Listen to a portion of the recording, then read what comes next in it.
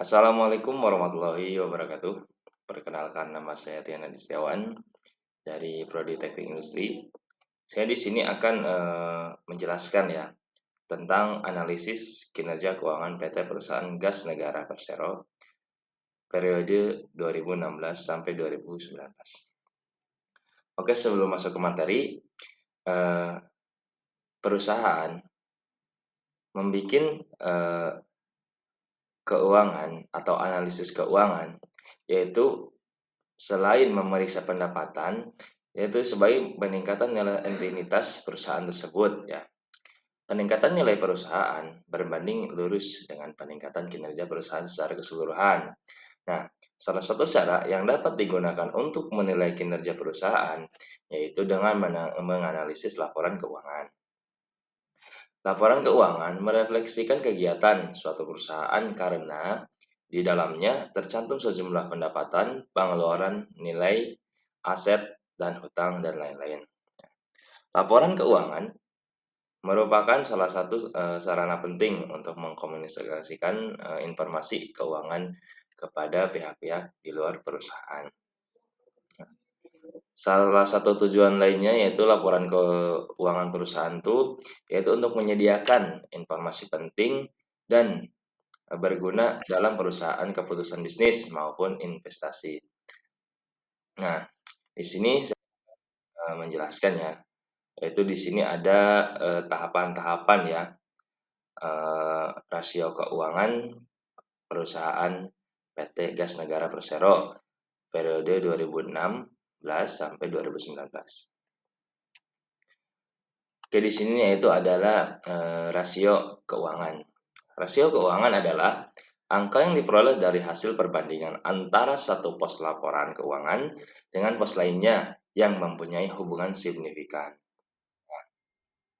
Di sini yaitu agar laporan keuangan menjadi lebih berarti sehingga dapat dipahami dan dimengerti oleh analisis laporan keuangan, yaitu agar mengetahui kekurangan perusahaan saat ini.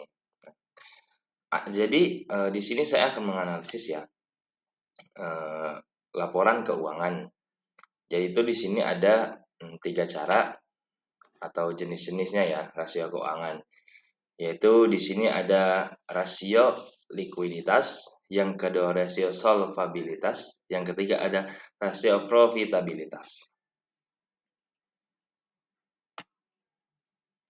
Oke, yang pertama yaitu ada rasio likuiditas. Itu rasio likuiditas atau liquidity ratio merupakan rasio yang menggambarkan kemampuan perusahaan dalam memenuhi kewajiban atau utang ya, utang jangka pendek. Jadi rasio likuiditas itu merupakan rasio yang menggambarkan ya kemampuan suatu perusahaan dalam semisal dalam dari segi aset ya atau perusahaan, yaitu untuk memenuhi kewajibannya atau utang jangka pendeknya gitu. Nah, rasio likuiditas di sini juga apa namanya? Jadi si perusahaan mampu ya membayar hutang kayak yang sudah jatuh tempo gitu. Jadi berfungsi untuk menunjukkan atau mengukur kemampuan perusahaan dalam memenuhi kewajiban yang sudah jatuh tempo ya, baik kepada pihak luar perusahaan atau likuiditas badan usaha ya maupun dalam perusahaan. Ya, jadi di sini pendekatan yang digunakan dalam menghitung rasio likuiditas adalah current ratio ya atau quick ratio.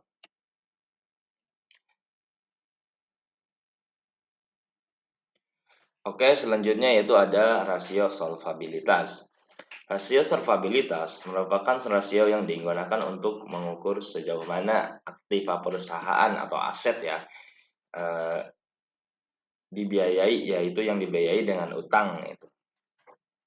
Jadi rasio solvabilitas digunakan untuk mengukur kemampuan perusahaan untuk membayar seluruh kewajibannya, yaitu maupun hutang jangka hutang kepada pihak luar atau dalam pabrik seperti itu. Jadi membayar seluruh kewajibannya juga baik juga jangka pendek ya maupun jangka panjang. Apabila perusahaan dibubarkan, perusahaan itu dibubarkan gitu loh. Pendekatan yang digunakan ya untuk rasio solvabilitas ini yaitu untuk menghitung rasio solvabilitas ya. Jadi di sini rasio solvabilitas nanti dijelaskan ada dua, yaitu ada debit to asset ratio atau DAR dan debit to equality ratio atau DER.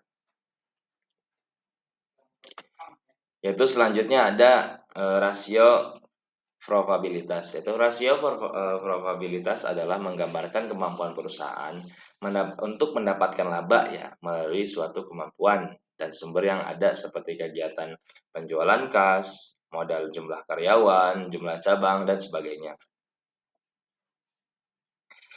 Pendekatan yang digunakan dalam menghitung rasio probabilitas yaitu di sini ada dua ya, ada return of investment atau ROI dan return of equity atau ROI gitu.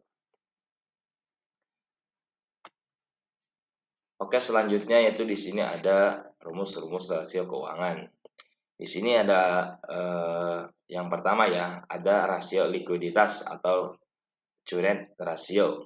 Yang pertama yang akan kita bahas yaitu rasio yang membandingkan aktiva lancar dengan utang lancar, yaitu di sini rumusnya bisa kita lihat ya. Current ratio sama dengan utang bagi aktiva yang lancar gitu. Bagi aktiva yang lancar yaitu. Oke, yang kedua di sini ada quick ratio atau rasio yang digunakan menunjukkan kemampuan perusahaan melalui kewajiban atau utang lancar atau utang jangka pendek ya. Itu dengan aktiva lancar tanpa memperhitungkan nilai persediaan. Nah, jadi di sini rumusnya itu ada aktiva sama dengan ratio sama dengan aktiva kurangi persediaan dibagi dengan kelancaran suatu perusahaan tersebut ya gitu, seperti itu.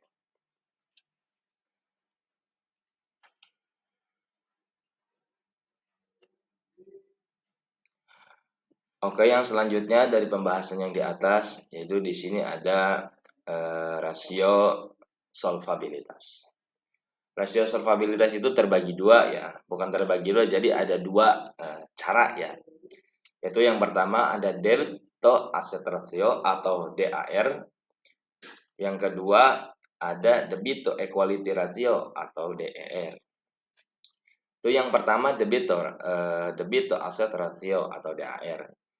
Yaitu rasio yang digunakan untuk mengukur perbandingan antara total uang dengan total aktiva. Jadi total aktiva adalah keseluruhan total aktiva lancar dengan total aktiva tidak lancar. Nah, sedangkan total utang merupakan keseluruhan dari total utang lancar dan total utang tidak lancar ya. Jadi rumusnya di sini itu menggunakan DAR atau debit to asset ratio sama dengan total utang dibagi total aktiva suatu perusahaan tersebut. Seperti itu.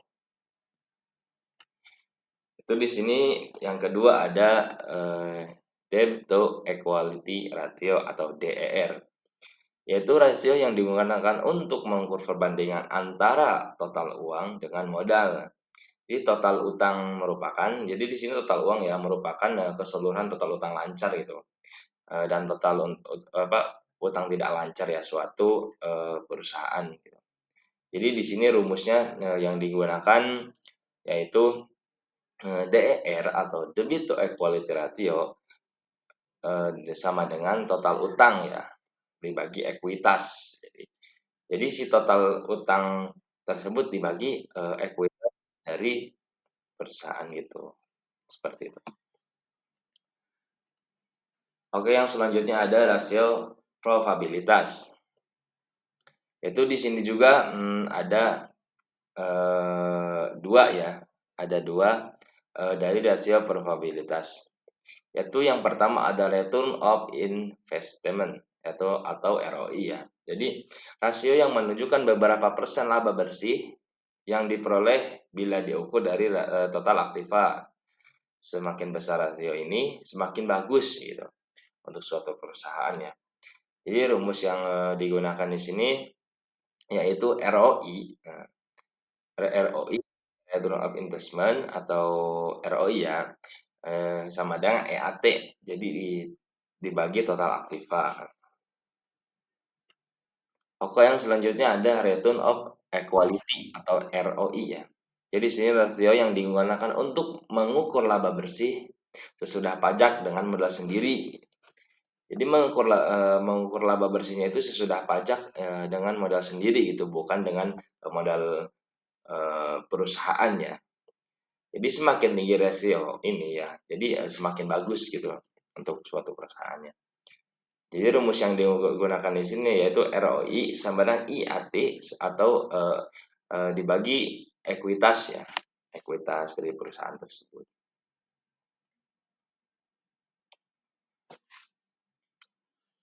Nah selanjutnya di sini ada data ya yang digunakan dalam penelitian keuangan PT PGN ya atau PT Gas Negara TBK periode 2016 sampai 2019. Bisa kita lihat di sini di tabel ya, laporan laba rugi PT PGN Persero TBK tahun 2016 sampai 2019 di dalam juta USD atau kembali data ke saham itu. Periode akhir di sini ada tahun 2019, 2018 sama 2000 sampai 2016 ya.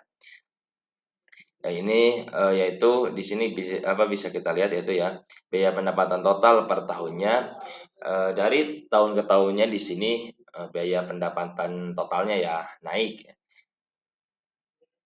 sama laba kotornya juga di sini naik ya.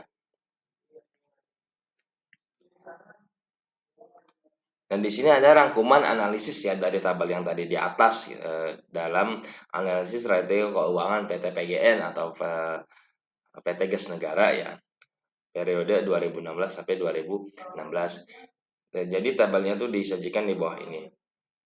Jadi aktiva lancar di sini kan ada aktiva lancar, utang lancar, total aktiva, IAT, ekuitas dan persediaan.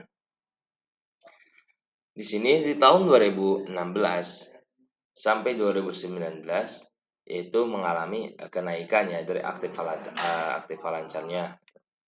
Dari segi utang lancarnya juga sama mengalami kenaikan dari tahun per tahunnya.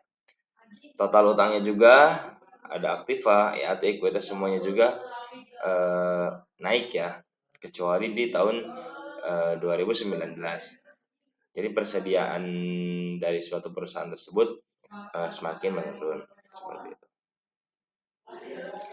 Di sini ada tabel data tabel ya analisis rasio keuangan periode 2016 sampai 2019. Jadi data yang terdapat pada tabel 3 di atas yaitu kemudian dianalisa yaitu ya menggunakan rumus yang telah ditentukan seperti yang di atas tadi rumus rasio solvabilitas, ada rasio probabilitas, ada rasio likuiditas. Di sini ada berarti rasio keuangan. Jadi dari 2016 menurut rasio likuiditas yaitu current rasionya yaitu naik turun ya. Ya 2016 yang tadinya 2,61%, 2017 2,66%, 2018 1,54%, dan 2019 1,97%. Di sini menurut rasio ya solvabilitas yaitu yang pertama ada debit atau aset ya rasio. Jadi di sini dari segi asetnya tuh mengalami penaikan di tahun 2018 ya. Yang tadinya 0,54 jadi 0,8 ya.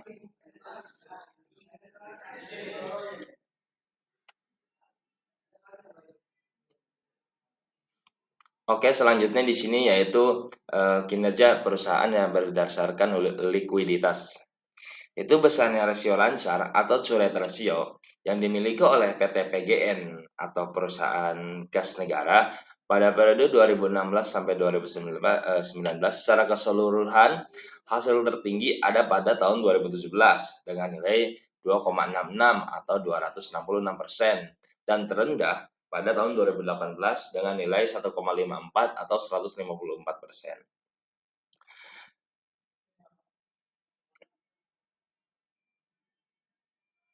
Yang selanjutnya itu ada rasio cepat ya, rasio cepat atau quick ratio PGN pada periode 2016 sampai 2019 memiliki nilai rata-rata sebesar 2,09 atau 209% dengan rasio tertinggi pada tahun 2017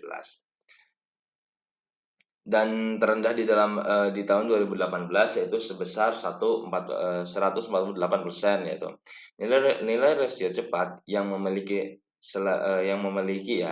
dimiliki gitu selalu lebih tinggi jika dibandingkan dengan nilai rasio rata-rata ya pada industri, yaitu sebesar 1,5 atau 153%.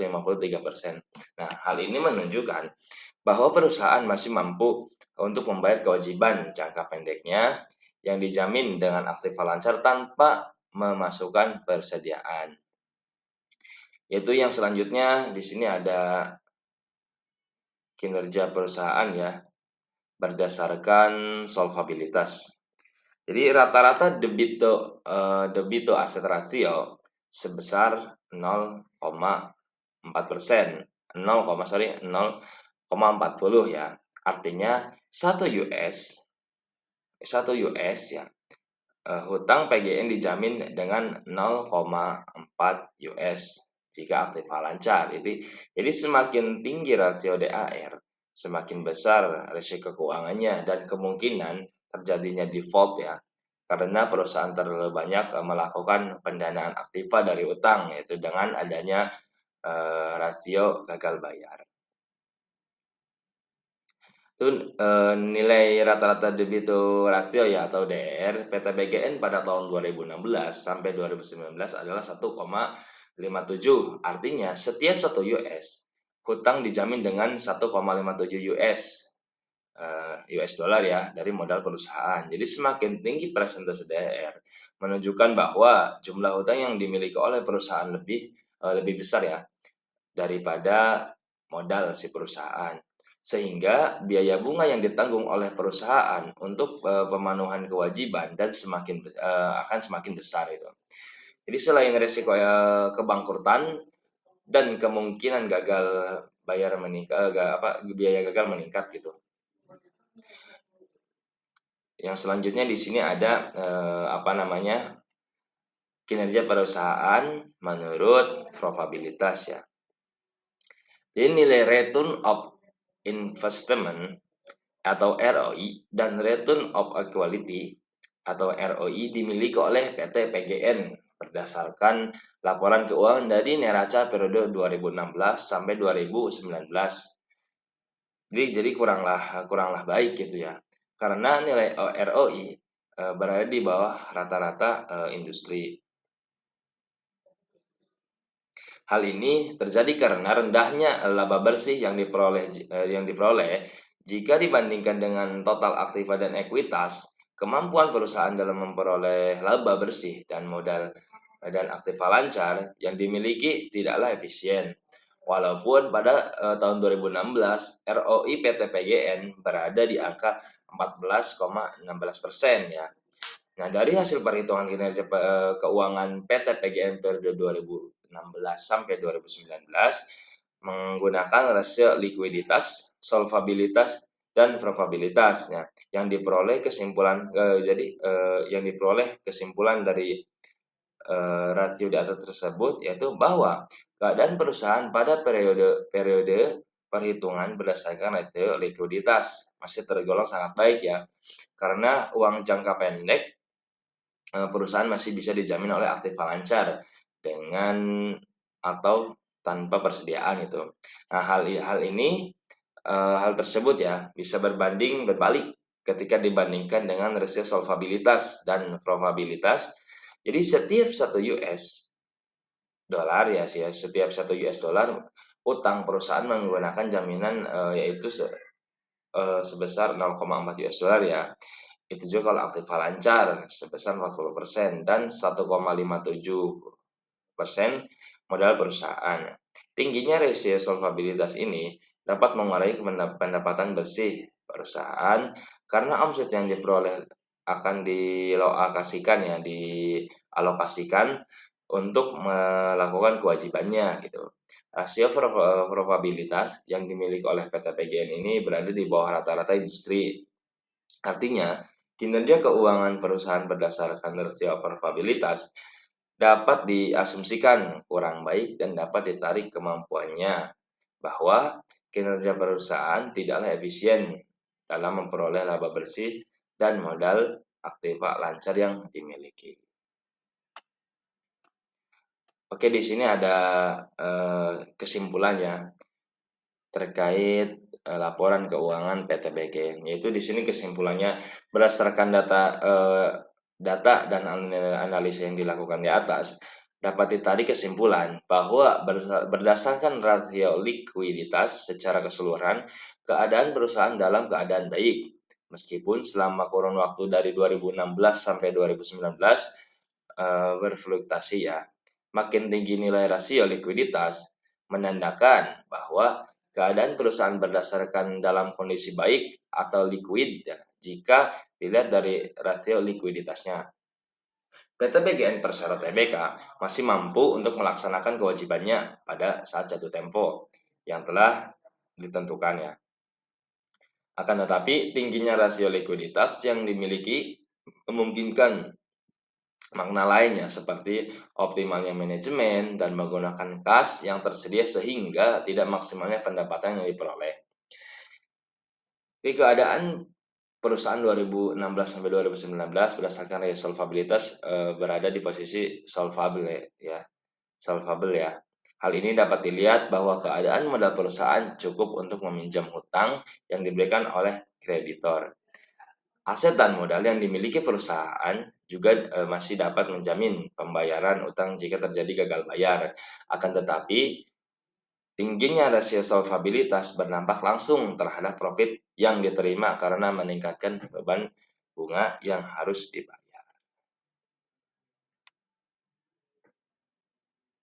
Jadi keadaan perusahaan ya pada 2016 sampai 2019 berdasarkan rasio solvabilitas berada pada posisi solvable ya. Hal ini dapat dilihat bahwa keadaan ya modal perusahaan cukup untuk menjamin hutang ya berdasarkan aset yang diberikan oleh kreditor. Jadi rasio probabilitas secara keseluruhan dari 2016 sampai 2019 keadaan perusahaan dapat dikategorikan kurang baik.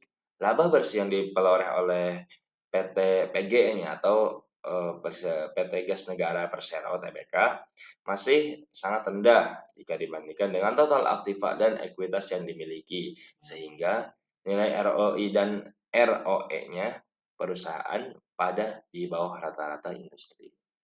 Oke, cukup sekian dari saya. Kurang lebihnya mohon maaf. Jika ada kesalahan tolong dikoreksi, tolong dimaklumi. Cukup sekiannya dari saya. Wassalamualaikum warahmatullahi wabarakatuh.